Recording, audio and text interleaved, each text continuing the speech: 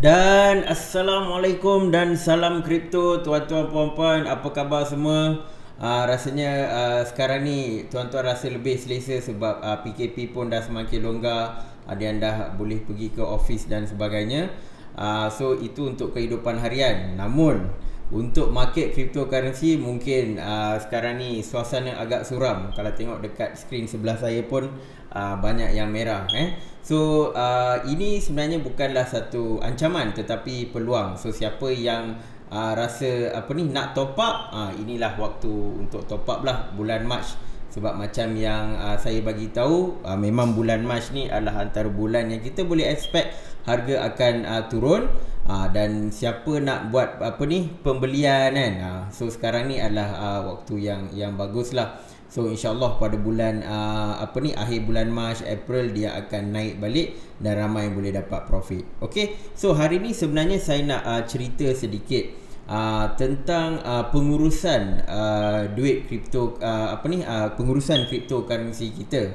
Sebab saya nampak lately dalam 4-5 hari yang lepas ramai yang komplain. Macam saya tengok dekat Facebook, ni dekat Malaysia lah, Facebook cryptocurrency ke, and then dekat social media ramai yang komplain tentang Luno. So apa komplain dia adalah dia kata macam nak keluarkan duit tu ambil masa yang lama. Lepas tu kena buat verification dan macam-macam lah. Cuma saya nak clarify, apa yang Luno tu buat tu adalah proses yang biasa sebenarnya. Sebab Luno macam yang kita tahu, dia mendapat kebenaran untuk beroperasi di bawah Suruhanjaya Security Malaysia. Jadi mereka perlu comply dengan beberapa peraturan dan requirement yang dikenakan kepada mereka lah. So antaranya KYC. So kita kena buat KYC punya proses. So yang dikata verification proses tu semua, dia nak tahu siapa customer dia. Sebab reporting tu mungkin diperlukan oleh pihak berkuasa Malaysia. Sebab ini adalah antara langkah-langkah keselamatan pengguna juga. Cuma dia punya kekurangan adalah dia ambil masa. So itu yang pertamalah. Dan yang kedua adalah Luno ni dia mungkin affected sedikit sebab dekat Nigeria, kerajaan Nigeria mengharamkan trading cryptocurrency ataupun penggunaan cryptocurrency. Jadi Luno dia banyak dia punya klien atau pengguna daripada Nigeria. So bila Nigeria buat macam tu, of course dia punya klien berkurangan, jadi dia liquidity dia pun berkurangan. Jadi sebab tu bila nak keluarkan duit daripada Luno, dia ambil masa yang lama. So macam Binance, kita boleh buat P2P trading dalam tu, setengah jam dah boleh dapat dah duit kita, betul tak? Tapi dia kat Luno dia ambil masa sikit sebab exchange tu yang membayar kita. So harap tuan-tuan puan-puan yang buat trading di Luno faham situasi ni. Ini adalah proses normal. Dia bukan isu keselamatan duit ataupun sebenarnya. Ini hanyalah proses verification. Okay. So on the side note, saya juga nak bagi tahu bahawa kalau kita letak duit kita dekat exchange ni tujuan asalnya adalah untuk trading, untuk kita buat trading. So trading dia boleh jadi short term ataupun mid term kan. Dan usually kalau long term, orang dia tak buat trade, dia beli, dia akan simpan lama-lama. So untuk long term, exchange bukanlah platform yang sesuai untuk kita simpan cryptocurrency. So hari ni topik utama kita nak bincang tentang perkara inilah. So sebelum itu kita tengok market cryptocurrency kita macam mana. Okay, memang kita tahulah dah merah kan. Merah. So Bitcoin 49k. So dia main-main dekat situ lah, 50k, lepas tu dia turun sampai 46, 45, lepas tu dia naik balik. Nanti kita tengok dekat chart Dan Ethereum tapi dia orang naik sikit lah. Dia naik sikit Okay, since semalam dia ada kenaikan sikit. Cardano 10%. So Cardano lepas dia punya upgrade hari tu, dia jatuh sekejap kan. Macam biasalah, sell the rumors, buy the news. Ni yang berlaku dekat Cardano. So dia jatuh kejap, lepas tu dia naik. So macam siapa yang nak buat short term trading tu memang a bit affected lah kan. Tapi macam yang nak pegang long term ataupun nak buat staking, tak ada masalah pun, dia turun hari tu sikit. Okay, dan Binance pun naik. So kita tengoklah overall siapa yang banyak naik. Holo ataupun hot token ni dia adalah distributed ledger punya token lah, DLT, and lately dia ada isytiharkan yang dia ada buat upgrade dekat dia punya holo chain. So that's why dia punya harga tu naik. So kadang-kadang mungkin tuan-tuan fikir kenapa Cardano dia buat upgrade, harga dia turun. Kenapa macam hot ni buat upgrade tiba-tiba naik? Dia macam Cardano, dia ada hype. Bila nak buat upgrade tu dia ada hype. Seminggu sebelum tu, 2 minggu sebelum tu dia ada hype. Itu yang membuatkan harga dia naik. Dan waktu hari kejadian bila dah launch, jatuh sebab orang ambil profit. Macam ni dia tak ada hype.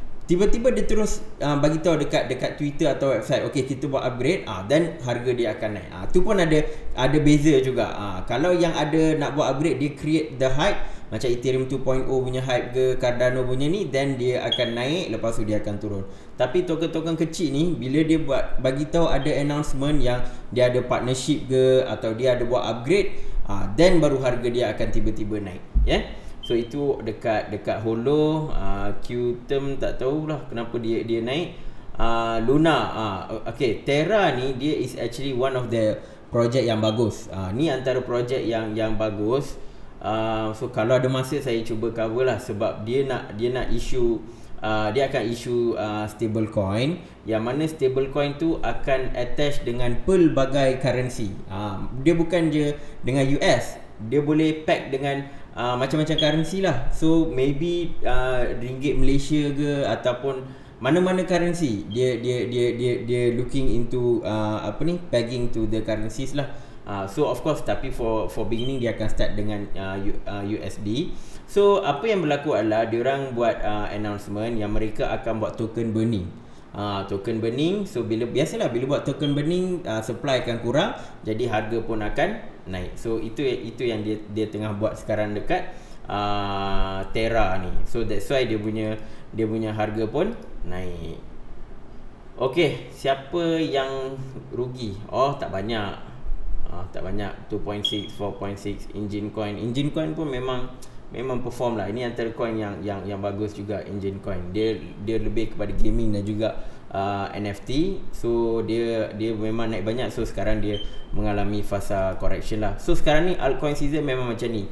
Mungkin hari ni altcoin ni naik, esok altcoin lain pula naik, ataupun minggu ni altcoin ni dominate kan, macam Binance kan, minggu lepas kan dia dominate. So the next minggu lepas. So minggu ni siapa pula tengah-tengah dominate. So dia memang ada dia punya players dia lah. Dia ada narrative dia. Sekejap NFT, sekejap Ethereum competitor, sekejap layer 2 scaling solution. Tak tahu lagi lah apa-apa kategori yang datang. Dia market tu akan push kategori itulah, ya. So yang ni memang kita kena selalu up to date lah untuk tahu apa naratif yang sedang dimainkan. Okay, kita tengok dekat Bitcoin. Okay, apa ni? Okay, Bitcoin last saya ada buat yang parallel line ni kan. So dia ada break. So basically resistance yang pergi ke bawah ni dia dah break lah. First dia break yang ni, lepas tu dia break yang ni, tetapi dia belum mampu break yang 52k, ya. So ingat sebelum ni dia pernah pergi sampai 58k, tapi dia ada resistance level sebelum tu dekat 52k. Lepas dia break 52k tu baru dia pergi dekat 58k. So sekarang ni 52k ni adalah resistance yang perlu Bitcoin atasi. Ingat 52k. So this is the inilah the amount, the price yang dia kena lawan. So dia dah try, hari tu dia dah turun even sampai 43k, lepas tu dia naik, dia try bila ni 3 Mac 2 hari lepas kot. Sorry 4 hari lepas. So dia try tu lawan, tak dapat. So dia pun drop balik. Tapi alhamdulillah dia tak drop sangat. Dia drop sikit lah sampai 46k. Dan sekarang dia cuba nak break lagi lah this one. So ini adalah resistance level. So maybe dia boleh menang ataupun maybe dia akan drop lagi lah.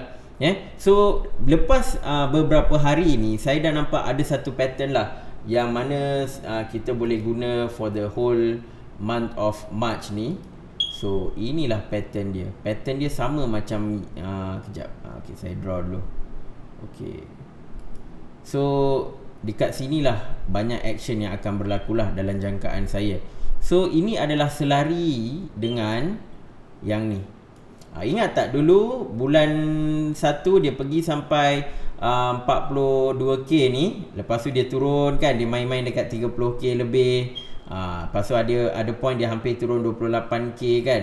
So dia main-main dekat sini, lepas tu dia naik balik. So saya nampak pattern yang sama berulang. Pattern yang sama tengah berulang. Kemungkinan dia akan main-main dekat sini.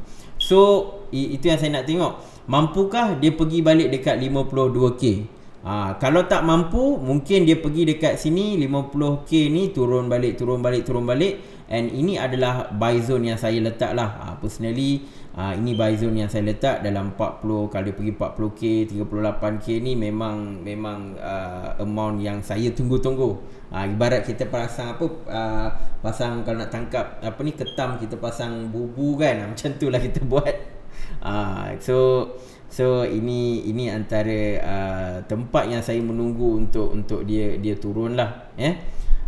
So ini bukan nasihat kewangan, ini hanya strategi saya lah. Tuan-tuan boleh beli at any price yang tuan-tuan puan-puan rasa tuan-tuan nak beli. Okay, so far this is on the daily punya chart lah. Tapi ada satu pattern yang saya nak tunjuk dekat 4 hour punya chart. Ingat tak, selalu saya ada bagi tahu antara pattern bearish adalah satu, kalau dia bentuk double top kan, macam bentuk M.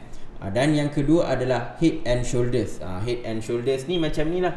So sekarang ni saya nampak dia dah buat satu ni. Ini bahu yang pertama dan ini adalah bahagian kepala.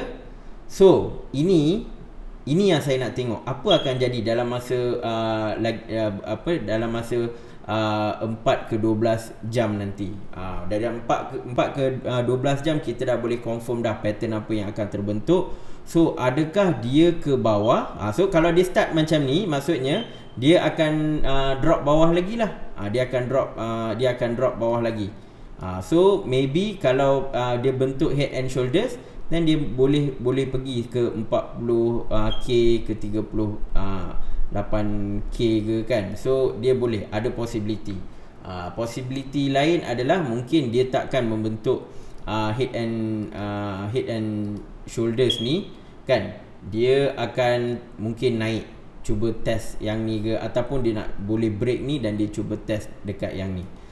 Cuma kalau tanya saya rasalah ini kadang-kadang kita kena ada kita punya favorable position kita lah, ataupun jangkaan kita. Saya rasa dia akan membentuk head and shoulders. Dia akan ke bawah. Tapi kita tengoklah macam mana kalau ada tak tiba-tiba Elon Musk tweet cakap harga dia nak beli lagi Bitcoin, dan dia akan naik lah. So tapi dari sudut technical analysis saya nampak dia tengah membentuk head and shoulders lah. So tuan-tuan puan-puan boleh take note, boleh monitor. Kalau dia ke bawah ke apa ke, pergi lagi bawah, peluang terbaik untuk shopping. So ini adalah untuk Bitcoin punya chart lah for long term, for this short term. So satu lagi juga saya nak tunjuk, ini adalah kalau ingat dulu chart yang saya share tentang Bitcoin punya yang berapa lama dia punya bull run dan sebagainya kan. So sekarang ni apa yang saya nak tunjuk adalah ini adalah yang biru ni adalah moving average. 21 moving average, 21 hari moving average lah. So moving average ni adalah antara indikator yang kita boleh guna untuk technical analysis. So kalau kita buat technical analysis, dia ada banyak indikator, stochastic, RSI, moving average pun ada banyak juga, GAPI lah, for EMA, Then ada lagi apa, multiple, dia ada banyak, saya pun tak banyak dia punya indikator kalau nak guna. Then kita juga kadang-kadang ada yang boleh guna tools macam Fibonacci retracement kan, dia ada banyak. Cuma kalau saya nak buat combine semua tu dan saya buat technical analysis, saya takut video saya yang 1 jam ni jadi 3 jam. So nanti tuan-tuan perempuan juga yang susah. Sebab tu saya selalunya hanya buat pattern candlestick sahaja, sebab itu lagi senang dan cepat saya nak explain. Dan kalau tengok dekat sini, dia punya distance antara moving average ni 21 dengan ni agak tinggi lah. Agak tinggi dah. So maybe dia akan catch up dekat yang biru ni. So kalau dulu pun bull run dulu, mana bull run dulu? Ni. Sorry, dah jadi kecil dah 19k dulu ni. Tengok dia punya distance tu dah tinggi, and then waktu bearish tu mereka akan bertemu lah, dan dia lepas tu akan bergerak di bawah moving average ni. So mungkin tuan-tuan perempuan panik, alamak, ni dah jarak besar ni, adakah dia akan terus jatuh dan jatuh? Okey, ini yang saya nak tunjuk. Okey, during bull run, pertemuan candlestick ni dengan yang moving average ni sebenarnya perkara biasa, benda normal. So kalau tengok ni, dia okey, kalau tengok yang lepas punya lah, saya tunjuk based on tahun 2017. Okey, waktu bull run dia bermula sekitar sini 1000 lebih kan, dia pernah bertemu one time dekat 1800. Lepas tu dia naik balik, dan dia bertemu balik waktu harga dia 3000 something, dan lepas tu baru dia naik, tak pernah bertemu, hampir bertemu tapi tak bertemu. Lepas tu dia naik, baru dia jatuh. So ini senario atau pattern yang berlaku pada tahun 2017 lah. So kalau kita tengok sekarang, apa pula pattern sekarang ni? Sejak bull run ni bermula, dia tidak pernah bertemu yang biru ni. Yang moving average, 21 moving average ni tidak pernah menyentuh langsung. So maybe this time around dia akan naik sikit, and then maybe yang ni akan sentuh lah. Maybe benda itu possible. Sebab sekarang ni dia macam yang lepas ada 2 kali dia sentuh. Cuma tahun season ni dia tak bertemu lagi. So mungkin kali ni dia akan bertemu lah, ataupun mungkin tidak bertemu. Macam tu. So I just nak show apa yang berlaku pattern yang lepas dan juga sekarang, di mana dia punya persamaan. Mungkin akan sentuh, mungkin tidak. So kita kena monitor lah. Okay, so lagi satu juga saya nak tunjuk. Ini adalah Wyckoff Wyckoff punya strategi lah kan. So dalam trading ada macam-macam strategi. Cuma saya nak tunjuk bahawa pattern Bitcoin yang sekarang ni mirip dekat accumulation Wyckoff ni. Kalau kita tengok pattern Bitcoin ni kan, dia memang ada dia punya persamaan sedikit. Kejap saya buang.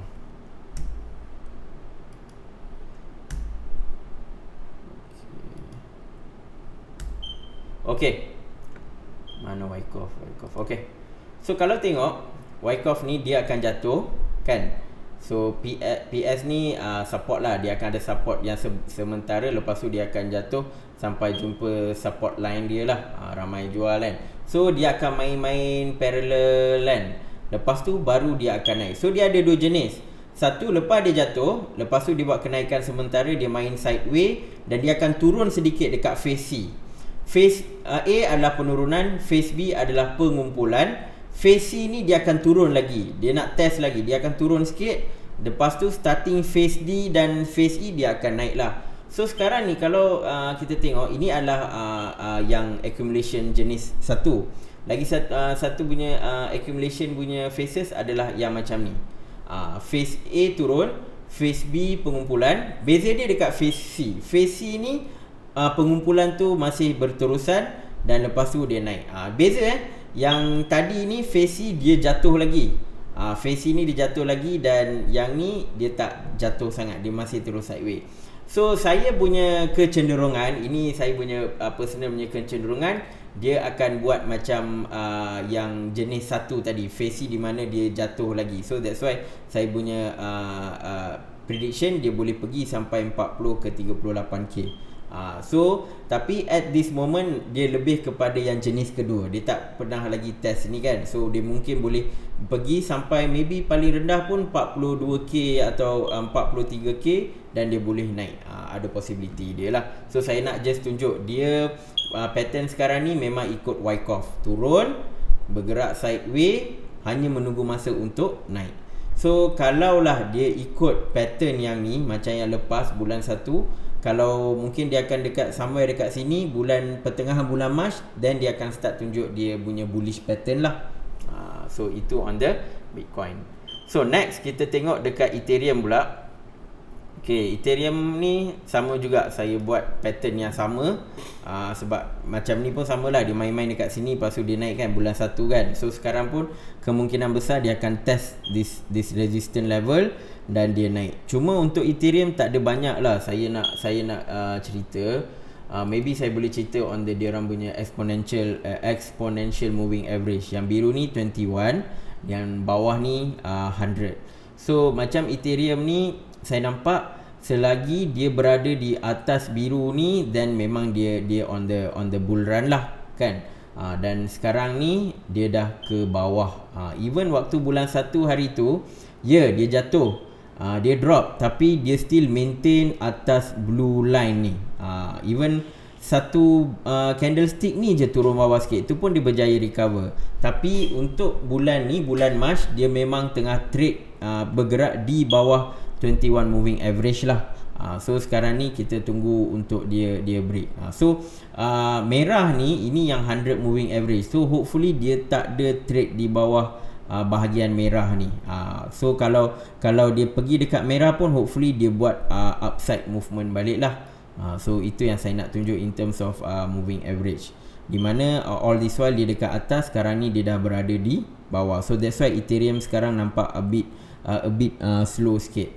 So hopefully kita tengok bulan Jun nanti, sebab saya difahamkan ada update yang akan dijalankan pada bulan Jun. So hopefully Ethereum naik. Tapi bagi saya macam investor pun ada yang beli, macam Grayscale dan sebagainya. Cuma ialah due to competition daripada Cardano, Binance dan Polkadot, sekarang ni dia a bit undervalued. So itu adalah on the Ethereum. So tak ada banyak kita nak cerita sangat, dia akan ikut Bitcoin juga. So cuma bezanya yang saya nak highlight dekat tuan-tuan puan-puan, sekarang ni dia dah trade bawah EMA 21 lah. So kalau dia dah pergi atas EMA 21 ni, then dia akan buat lagi satu run untuk gerak ke atas. So hopefully by pertengahan bulan Mac kan, dia dah boleh pergi atas daripada yang warna biru ni. Okay, so this is analysis untuk Ethereum. Baik, kita pergi kepada topik kita. So sambung macam tadi awal-awal saya cakap tadi.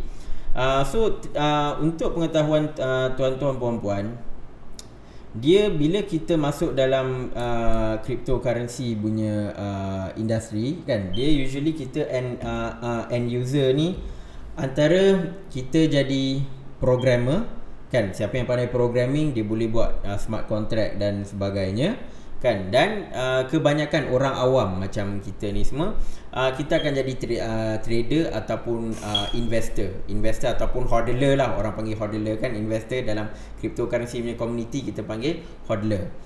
Okay, untuk trader usually dia akan trade dalam jangka masa yang pendek. So let's say ada yang buat macam scalping. Scalping ni untung 0.3% ke 1%, 2% pun dia ambil juga. Sometimes saya pun buat scalping juga kan. Dapat sikit je take profit, dapat sikit je take profit. So scalping ni kita boleh main dalam time frame beberapa minit, 15 minit ataupun 5 minit ke kan. Kita boleh buat teknik scalping. So usually scalping ni masuk pagi, keluar tengah hari ke, ataupun mungkin ada yang masuk pagi, keluar malam. Itu macam day trade lah. Day trade pula dia masuk pagi, keluar malam. Dia akan cuba close position dia pada hari yang sama kan. So itu adalah dia punya time frame. Dan ada yang mungkin ambil longer time frame. Dia buat trade, contoh dia masuk bulan Januari, lepas tu dia take profit bulan Mei. kan. So itu pun antara trading strategi juga, ikut time frame masing-masing.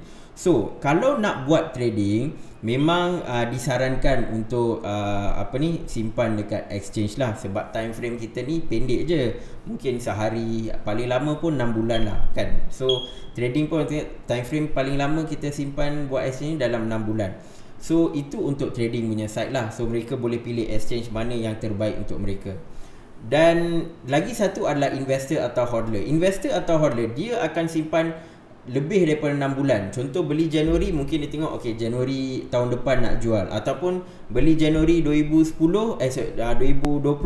nak jual pada Januari 2025. So kebanyakan yang newbie macam ni, yang mungkin rasa tak ada masa nak buat trading sebab ada komitmen lain, tetapi dia nak memiliki Bitcoin ni, mereka lebih kepada hodler ataupun investor. So untuk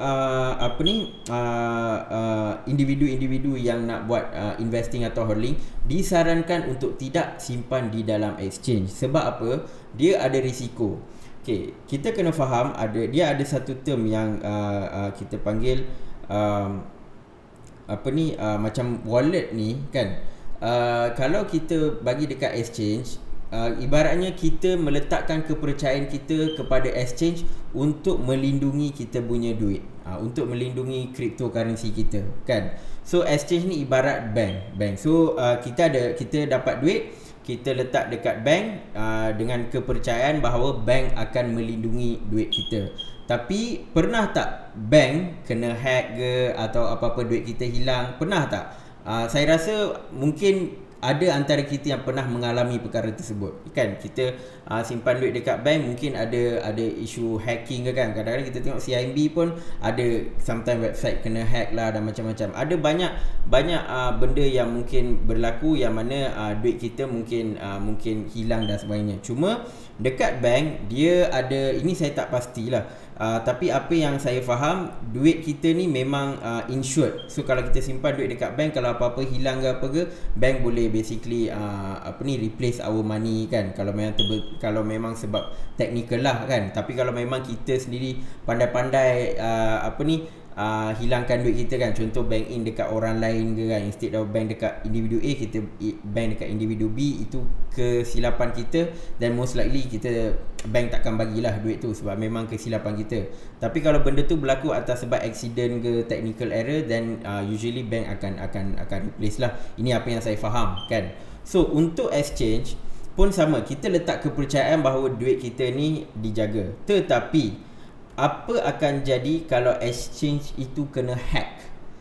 Isu exchange ni dia adalah terdedah dengan ancaman cyber security. Sebab hacker-hacker ni dia takkan target macam kita ni kan, retail investor.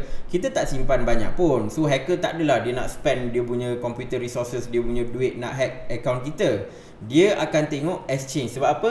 Exchange, diorang ada macam satu account atau wallet yang besar untuk simpan semua cryptocurrency daripada pelabur-pelabur. So itulah yang hacker akan target.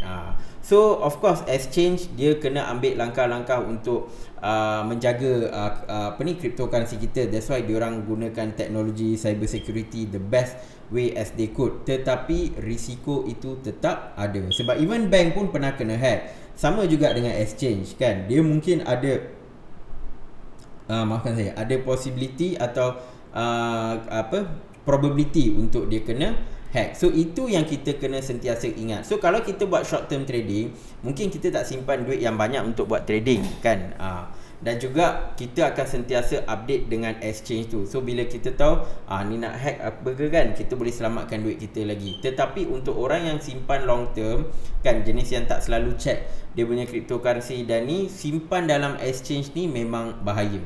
Sebab kalau ada apa-apa hacking ke dan sebagainya kan, nauzubillah min zalik lah kan, duit itu boleh hilang. Cumanya macam bank, diorang ada agreement dengan kerajaan di mana mengatakan kalau duit hilang sebab hacking dan sebagainya, dia akan gantikan customer punya losses. Tapi untuk exchange, kebanyakan exchange tiada undang-undang begitu, kecuali Binance. Dekat Binance dia ada satu dia panggil SAFU. Dia ada satu fund di mana setiap kali kita buat trading dia ambil fee kan, portion of the fee dia akan letak dekat fund tu. So in case ada apa-apa security breach dekat Binance, Binance akan replace ataupun boleh ganti rugi kita. So Binance ada feature tu. Setahu saya lah, Binance sahaja yang ada. Exchange lain dia tak ada lagi. So that's the key thing yang kita kena ingat. Sebab kalau kita pergi kepada sejarah, dulu ada exchange yang dinamakan Mt. Gox. Tahun dululah 2011 sampai 2014 dia orang operate. So during that time, tahun 2013 ke macam tu, dia orang kena hack. Hampir 850,000 Bitcoin dicuri melalui exchange. Waktu tu adalah waktu exchange baru, cyber security pun tak ada sangat kan. So mereka pernah kehilangan 850 Bitcoin pada tahun tersebut lah. So waktu tu harga Bitcoin tak mahal, tapi yelah, sekarang kita tengoklah kan berapa banyak amount yang dia lah. 850,000 tu amount yang besar. Bukan $850,000, 850,000 bilangan Bitcoin. So sangat banyak. Lepas tu lagi satu pula, ada exchange yang memang scam pengguna dia, macam Quadriga CX. Saya pernah buat video tentang Quadriga CX dululah. Mungkin link akan keluar, tuan-tuan boleh tengok apa drama yang berlaku dekat Quadriga CX. Itu adalah antara contoh yang memang dia buat exchange untuk tipu pelabur. So itu adalah cerita Quadriga CX lah. So basically itu yang saya nak cerita. Sebab exchange ni risiko tu tetap ada. Walaupun ada yang kata contoh kan macam dekat Malaysia, Luno, Tokenize, Synergy, semua ni dah dapat approval daripada government semua. Itu adalah approval untuk operation. Tetapi dari sudut keselamatan, mereka tetap terdedah dengan cyber security attack lah. Sama macam bank pun terdedah, dan bank pun ada bank-bank yang pernah kena hack. Itu adalah reality. Kita tak boleh nak nafikan reality itu. Itu adalah reality. Cuma on our side kita kena faham, kalau kita nak masuk in the cryptocurrency investment, either kalau kita nak go for trading, dan tak apalah, kita memang exchange tu kita kena guna, sebab you tak boleh buat trading dekat wallet sendiri. Namun bila kita buat trading macam short term ni, risiko untuk kena attack tu mungkin agak rendah. Sebab kalau kita tengok ada any thing yang nak happen kan, then kita boleh buat immediate reaction during that time. So that's the thing lah. Tetapi apa yang saya lebih nak fokuskan adalah orang-orang yang nak simpan long term, setahun, 2 tahun, 3 tahun kan, nak simpan long term, agak disarankan untuk simpan dalam wallet masing-masing. So saya nak bagi tahu beberapa wallet cryptocurrency yang mana tuan-tuan puan-puan boleh consider lah untuk buat untuk simpan ataupun hodl your cryptocurrency. So yang pertama kita nak tengok ialah Okay, this one, Ledger Nano. Okay, so Ledger ni kalau kita tengok dia punya in terms of dia punya function, dia adalah hardware wallet. Ledger ni dia adalah hardware wallet. So dia ada dua. Satu adalah Ledger dan lagi satu adalah Trezor.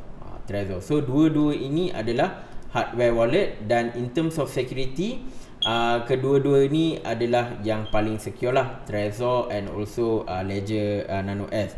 Bezanya Ledger Nano ni lebih mahal sedikit daripada Trezor. Itu dia punya beza. And then lagi satu, Ledger Nano ni boleh buat staking. So kita boleh connectkan kita punya Ledger Nano ni dengan any cryptocurrency yang buat staking lah. Macam antaranya macam Algorand, macam Polkadot, EOS, Tron pun kot. So dia antara yang boleh support staking. So Ledger ni dia ada dua. Satu Ledger Nano X, satu lagi Ledger Nano S. X ni lagi mahal. Kalau kat Malaysia, duit Malaysia, kalau tak silap saya 500 ke 600. Ledger Nano ni dalam 300 lebih. Itu dia punya beza lah. Kenapa yang ni mahal sedikit? Sebab yang pertama, dia ada macam screen yang lebih besar, dan dia ada Bluetooth function. So Bluetooth function ni boleh sambung dekat dekat kita punya handphone lah. Tapi personally bagi saya, Ledger Nano S bagi saya dah cukup dah kan, sebab saya tak adalah nak buat trading pakai phone sangat nak connect dekat phone kan, sebab kalau phone hilang payah juga kan. Dan lagi pun saya jenis susah sikit sebab phone ni dia a bit limited untuk kita buat trading dan sebagainya, dia punya function. Saya lebih suka desktop, and therefore saya just comfortable dengan Ledger Nano S lah ya. Cuma ada peringatan yang saya nak bagi bahawa pernah tahun lepas ada isu di mana Ledger Nano ni ada cyber security punya problem lah.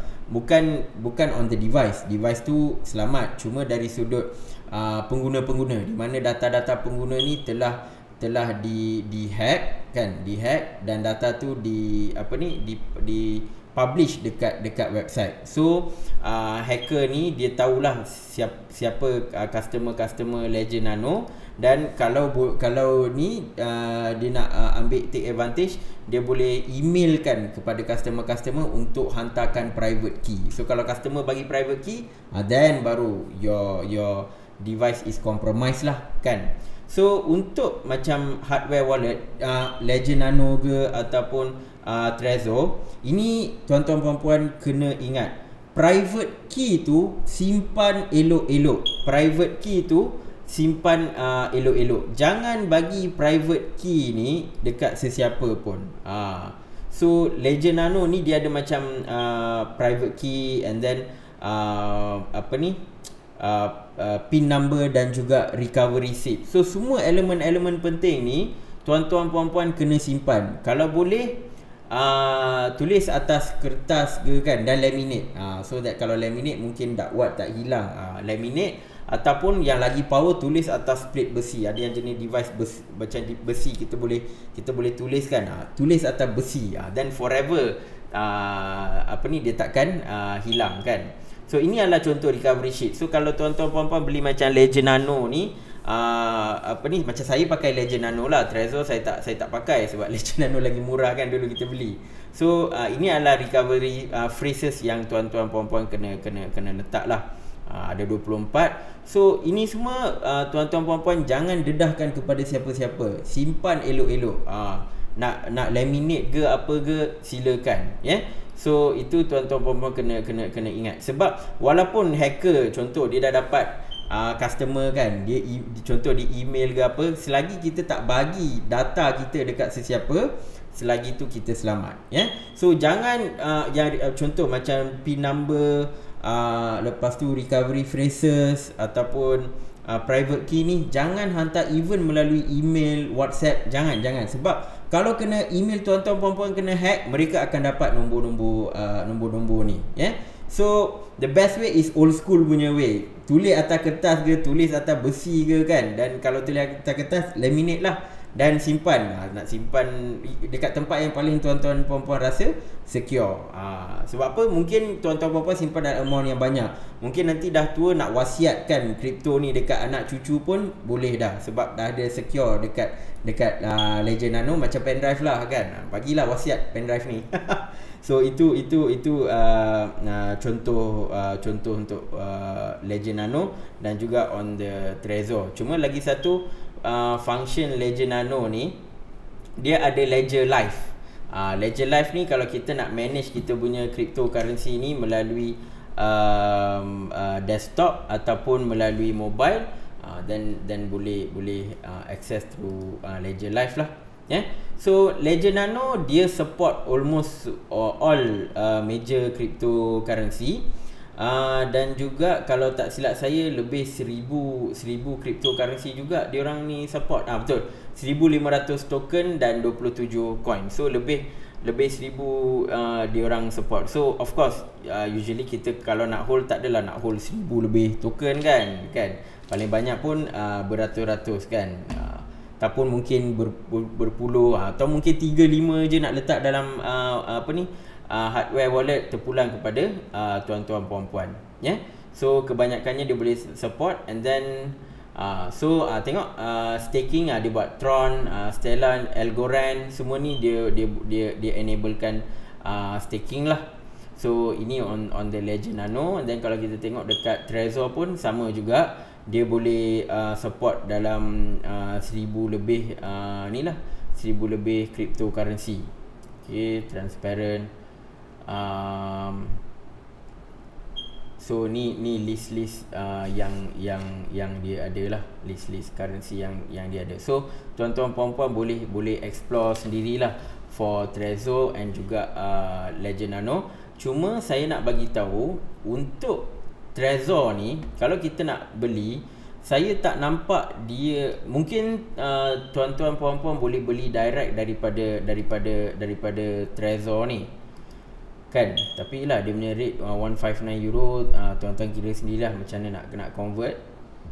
Diorang tak ada reseller dekat Malaysia. Diorang tak ada reseller dekat Malaysia. Ni yang dia punya disadvantage. So kebanyakan US lah, Poland lah kan, Malaysia tak ada. So kita tengok Malaysia tak ada. So kalau nak dapat dari reseller Malaysia, payah sikit lah sebab tak ada. Tapi boleh try beli direct daripada ni kot. Saya tak pasti dia ialah berapa lama nak dapat Trezor ni. Tetapi untuk siapa ni, Ledger Nano ni, dia ada reseller dekat Malaysia. Mana reseller, sekejap. Okay, kalau pergi dekat shop ni kot, kalau tak silap saya ada dalam 4 company lah dekat Malaysia yang jual ni. Okay, ni boleh beli direct. Tengok ni pun dia dah convertkan siap-siap dalam ringgit kan. Tengok harga ni 600 lebih. Ledger Nano S 297. Okay, dia ada macam-macam aksesori. Alamak, mana? Okay, retailers. So dia in terms of kalau nak tahu siap mana lagi famous antara Ledger ataupun Trezor, Ledger lagi ramai, Ledger Nano lagi ramai pengguna lah. Dan kita tengok dia ada almost every country. So kita tengok Malaysia ada tak? Tengok adalah 1, 2, 3, 4. Ada 4 syarikat-syarikat ni. Mereka adalah reseller untuk Ledger Nano. Dan saya nak bagi tahu juga dekat tuan-tuan puan-puan, elakkan beli di Shopee ataupun Lazada, sebab orang boleh create fake fake Ledger Nano ke atau Trezor. Diorang boleh buat fake hardware wallet, dan kalau tuan-tuan puan-puan silap beli dan lepas tu transfer pula your cryptocurrency dalam tu, habis. Takut dia boleh curi cryptocurrency tuan-tuan puan-puan ya. So always beli direct daripada website ataupun reseller yang ada dekat website. Trezor saya tak nampak reseller Malaysia, tapi mungkin boleh try beli direct kat website dia. Yang dekat Ledger ni pula boleh try beli direct, ataupun kalau rasa nak beli daripada reseller pun ada. Dia ada 4 syarikat lah. So tuan-tuan boleh contact Bitstorm Malaysia, HNEO, Etherbit ataupun TR Decentralization Mall ni Tapi rasanya yang ada stok is TR Decentralization Mall lah. Yang lain saya tak pasti. Tuan-tuan pun boleh tanya, mungkin diorang ada, mungkin tak ada.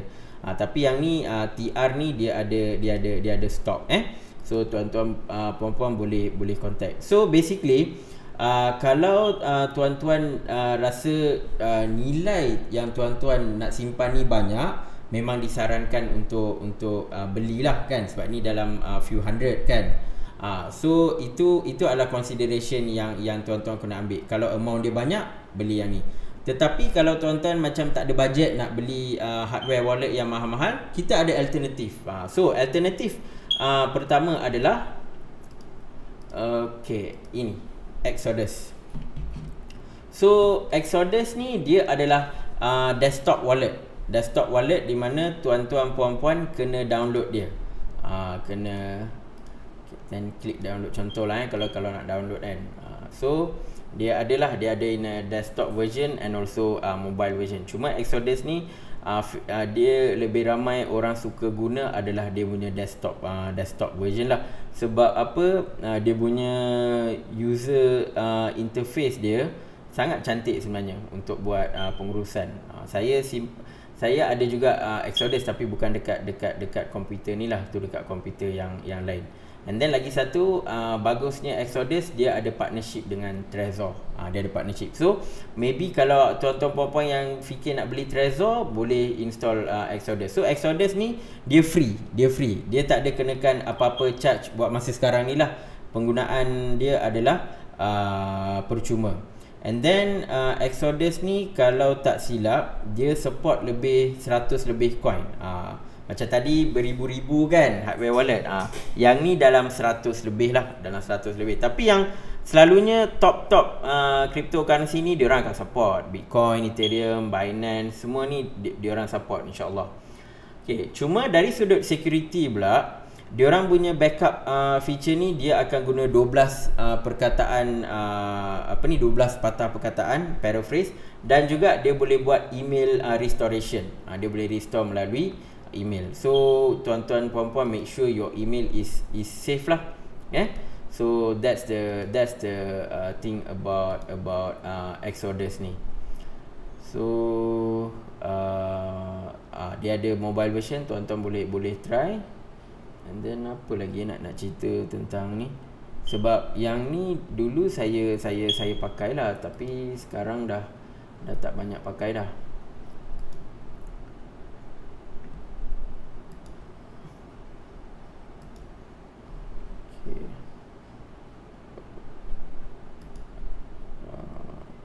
Okay, so desktop. Okay, control wealth.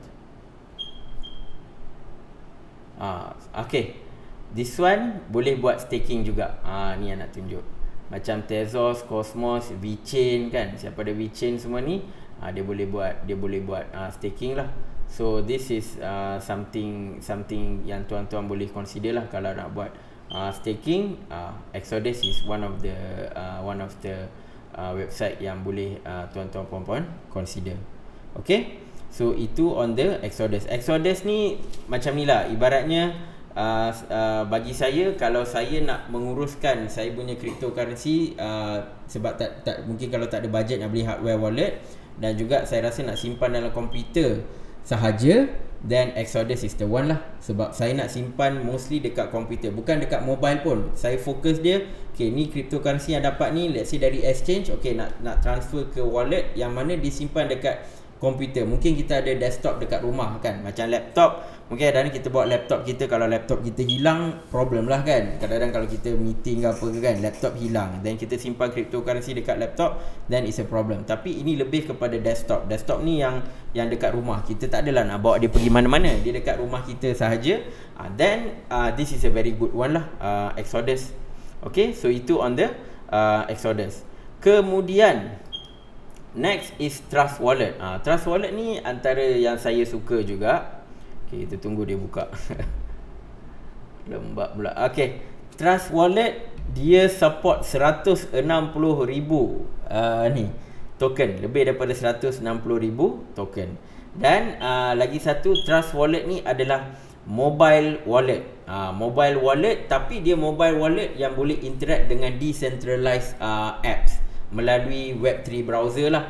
Ni yang ditulis dekat atas ni, DApp browser. So mana-mana DApp ni kita nak integrate dengan Trust Wallet ni boleh. Nampak tak ni, PancakeSwap, Uniswap, Curve kan. So that's why bagi saya agak interesting jugalah Trust Wallet ni. Cuma bila macam mobile punya e-wallet, saya tak simpan banyak. Saya tak simpan banyak sangat. Just simpan sikit-sikit cukup, sebab kalau phone hilang kita habis menangis. So this is the Trust Wallet. Dia boleh support dekat 160,000 coin. Dan juga Trust Wallet ni dia open source. So tuan-tuan puan-puan yang pandai coding boleh check lah dia punya code, boleh review dia punya code. So far everything is secure lah, sebab dia memang community, memang sentiasa review dia punya code. Dan kalau tuan-tuan puan-puan perasan kan, okay, sini dia tulis PancakeSwap. Okay, kita tengok website dia.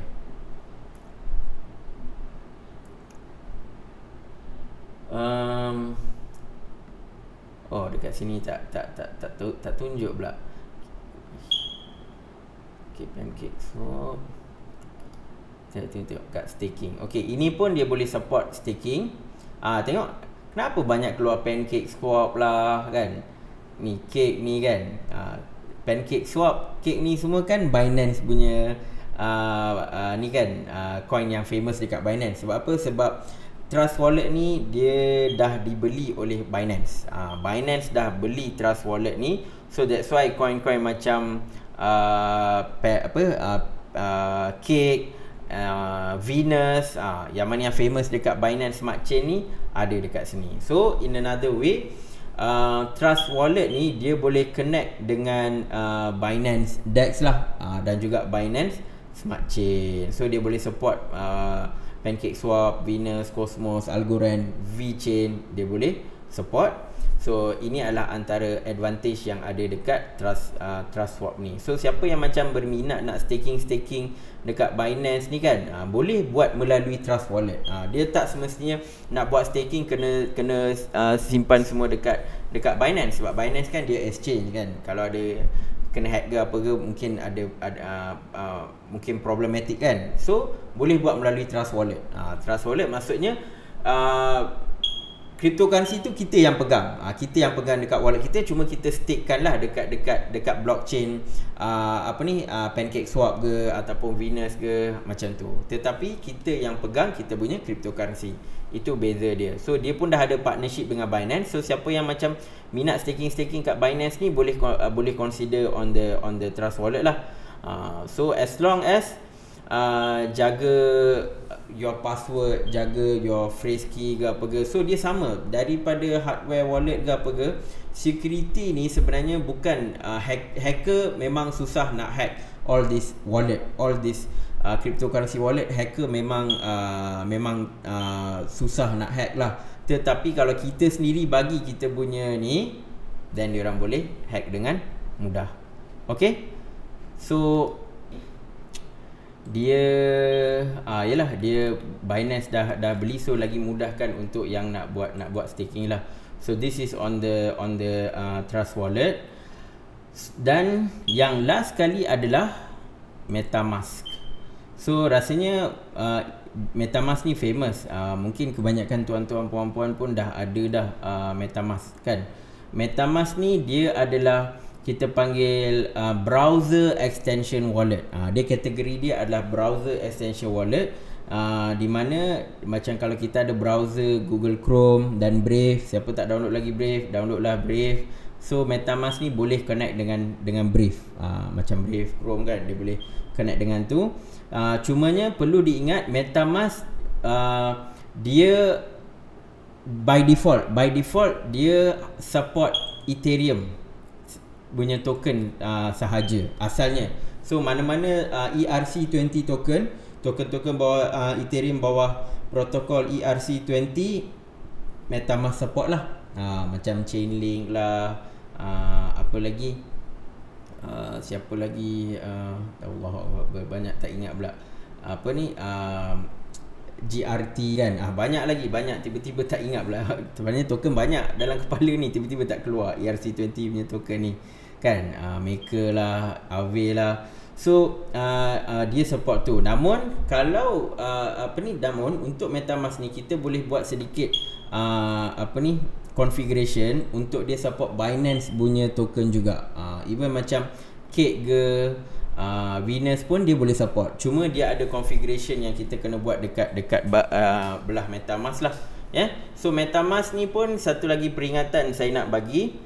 Download dekat metamask.io. Semua ni link saya akan letak dekat bahagian description. So download metamask.io. Itu yang penting.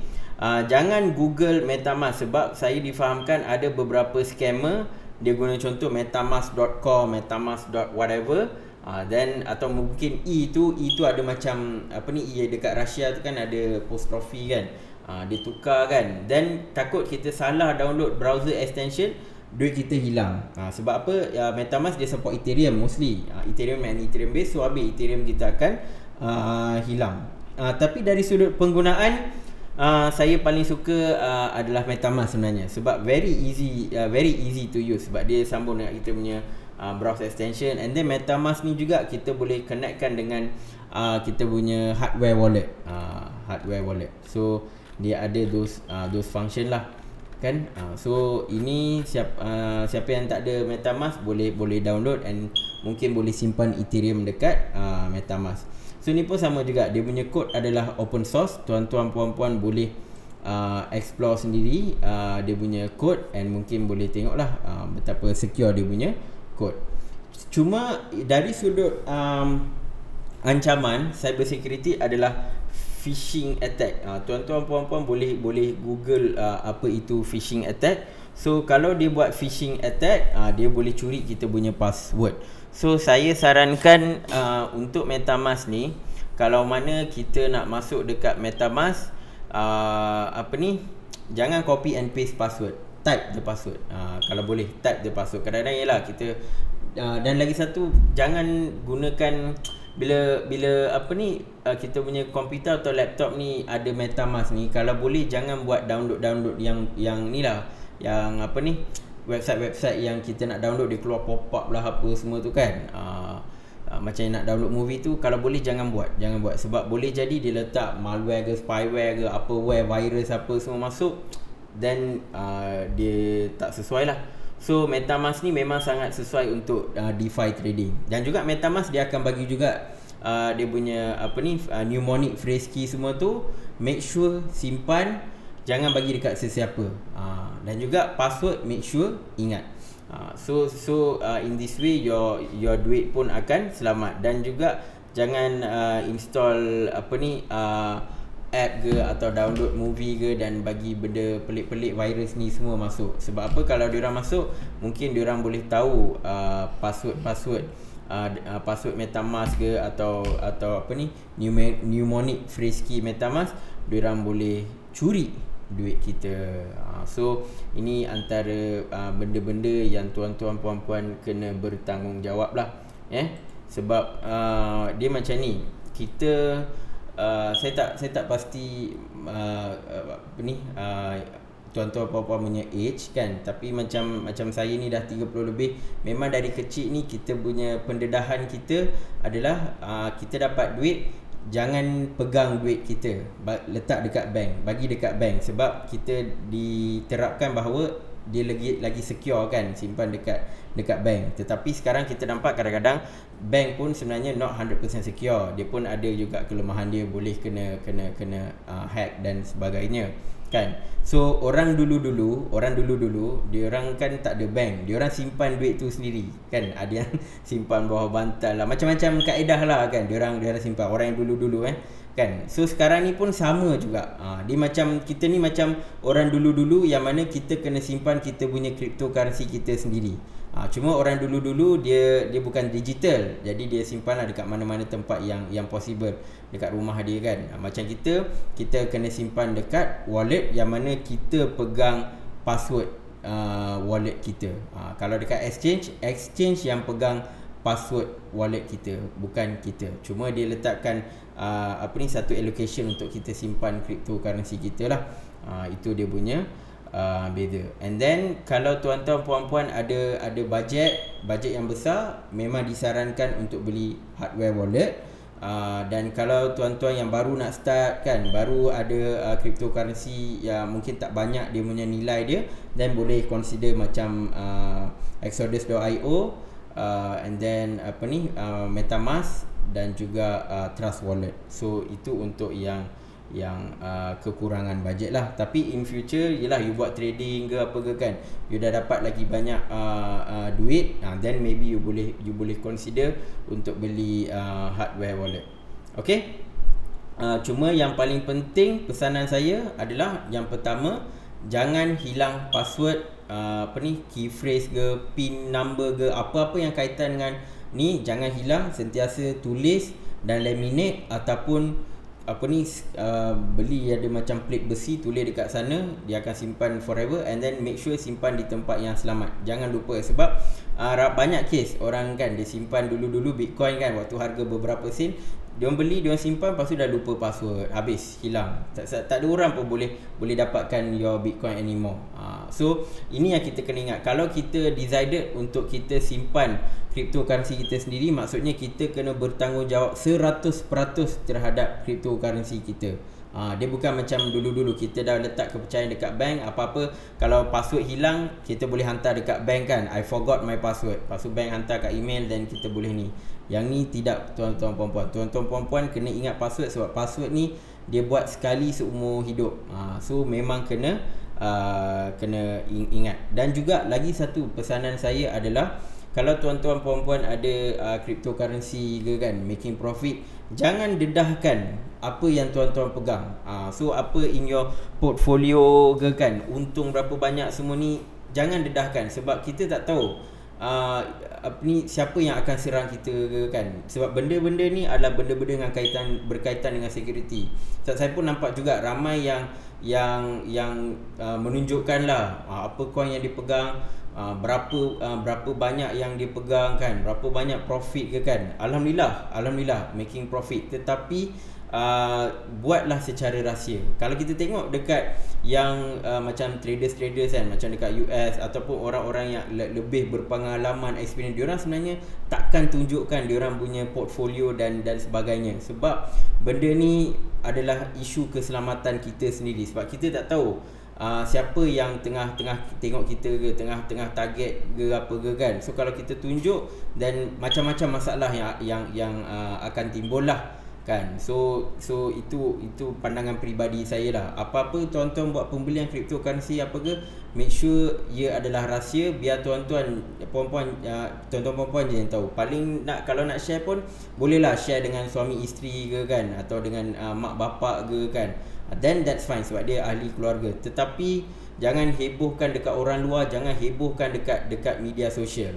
Kalau macam nak share tutorial, nak cerita tu okey, tetapi in terms of duit tu, jangan tunjuk berapa banyak duit yang tuan-tuan puan-puan ada, sebab benda itu adalah membahayakan diri tuan-tuan dan juga puan-puan. Sebab kita tak tahu in future ni jadi macam mana.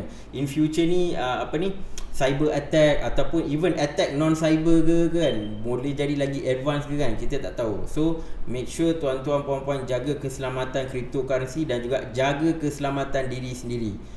Jangan share your earning ke, your portfolio ke, your profit ke kan. So this is basically yang saya nak bagi tahu lah ya. So hopefully tuan-tuan puan-puan dapat manfaat daripada sharing saya tadi, dan juga tuan-tuan puan-puan boleh explore lah based on wallet yang saya bagi tahu. Tapi ini semua based on keputusan tuan-tuan puan-puan. Kalau tuan-tuan puan-puan rasa macam susah nak simpan cryptocurrency dekat wallet tuan-tuan sendiri, yang mana tuan-tuan control, tuan-tuan comfortable untuk exchange pegang cryptocurrency tuan-tuan untuk tempoh masa yang lama, terpulang kepada tuan-tuan puan-puan. Cuma ini hanyalah saranan daripada bukan daripada saya je, saranan daripada industri cryptocurrency itu sendiri. Tuan-tuan buka lah mana-mana YouTuber ke atau pakar-pakar dekat cryptocurrency pun, diorang akan cakap benda yang sama. Sebolehnya amount tu kalau banyak, simpan dalam wallet masing-masing. Kalau untuk trading, simpan dekat exchange. Okay, so itu saja daripada saya. InsyaAllah kita akan jumpa dalam video akan datang. Assalamualaikum warahmatullahi wabarakatuh.